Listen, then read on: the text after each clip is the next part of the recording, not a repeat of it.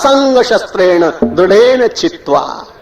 भगवान श्री कृष्ण ने कहा यही निस्संगता का कुठार, यही निस्संगता का परशु, यही निस्संगता की कुल्हाड़ी मैं तुम्हारे हाथ में दे रहा हूं।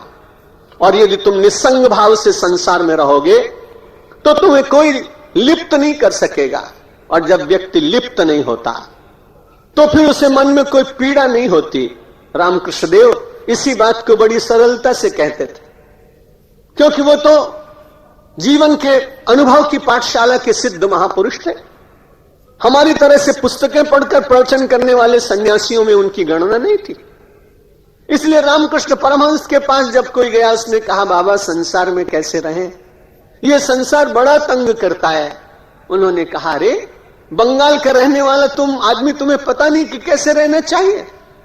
कभी कटहल ले आओ जिसे आप फणस कहते हैं, और जब कटहल को काटना होता है तो बंगाल की माताएं पहले अपने हाथ में तेल लगा लेती हैं, और जो हंसिया या चाकू होता है उसके ऊपर भी तेल लगाती हैं, और उसके बाद जब फणस काटती हैं तो फणस में से निकलने वाला दूध न तो हाथ में चिपकता है और न चाकू में चिपकता है। रामकृष्ण परमहंस ने कहा अरे पगले, यदि संसार में रहना हो तो परमात्मा का स्नेह अपने साथ जोड़ ले, और यदि स्नेह रहेगा तो संसार चिपकेगा नहीं। इस संसार से अनासक्त रहने का सबसे श्रेष्ठ उपाय अनासक्ति। भगवान श्री कृष्ण ने कहा ततः पदम तत्परिमार्गितव्यम यस्मिन् गता न निवर्तन्ति भूया तमेव चाद्यम पुरुषम प्रपद्ये यत प्रवृत्ति प्रसिता पुराणी। ततः पदम, संसार से बहुत दूर है वो परमात्मा। तत्परिमार्गितव्यम यस्मिन् गता न निवर्तन्ति भूया, संसार में से चलते चलते उस मार्ग पर चलना है कि जहां पहुंच जाने के बाद व्यक्ति को लौटना नहीं पड़ता है।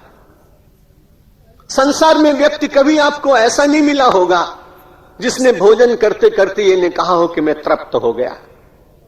किसी व्यक्ति को रसगुल्ले बहुत अच्छे लगते हो, आप उसे खिलाइए, 10-12 रसगुल्ले खाने के बाद वो कहेगा नहीं अब मैं नहीं खाऊंगा। किसी आदमी को आइसक्रीम बहुत अच्छी लगती हो, आप उसे खिलाइए, थोड़ी देर के बाद कहेगा कोई अब इससे ज्यादा मैं नहीं खाऊंगा। लेकिन किसी व्यक्ति को परमात्मा की प्राप्ति का आनंद का सुख मिल गया हो, फिर आप उससे पूछिए, वो कहेगा नहीं मैं तो इसमें आनंद में रहूंगा, मैं इसे कभी बंद नहीं करूंगा, मैं इसमें तृप्त नहीं हूं। राम कथा जे सुनत अघाई कि रस विशेष तिन जाना नहीं। जिन्होंने भगवान और भगवान के गुणानुवाद इन दोनों में तृप्ति का अनुभव किया हो, गोस्वामी जी महाराज कहते हैं उन्हें अभी रस की प्राप्ति नहीं होती। इस जीवन के मार्ग पर चलते चलते ततः पदम तत्परिमार्गितव्यम, जो सारे संसार में सबसे ऊंचा है, उस पद को प्राप्त करने के लिए व्यक्ति चलता है। यस्मिन् गताना निवर्तन्ति भूया, जिसमें प्रविष्ट हो जाने के बाद फिर से संसार में उसे लौटकर आना नहीं पड़ता है। संसार में लौटकर आने के लिए कुछ वासना चाहिए, लेकिन भक्ति के, ज्ञान के, वैराग्य के, निष्काम कर्म के मार्ग पर चलते चलते मनुष्य की वासना धीरे धीरे अपने आप गल जाती, वो फिर लौट कर नहीं आ सकता है।